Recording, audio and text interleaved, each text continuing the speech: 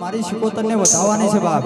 અરે સાહેબ, શિકોતરના નામ માથે બે હાથની તાલી પાડો અને તમારા હાથની રેખા કદાચ અવળી હોય અને મારી શિકોતર કે હવળી ના કરું ને તો જગતના શોખની માલપા મારી શિકોતર ના કહેવાય. આ મારું પ્રજાપતિ. હા, બધાના બે હાથ ઊંચા થઈ જાય બાપ. પરિવાર દરિયાની દેવી માડી, દરિયાની દેવી રે શિકોતર માડી, દરિયાની દેવી રે.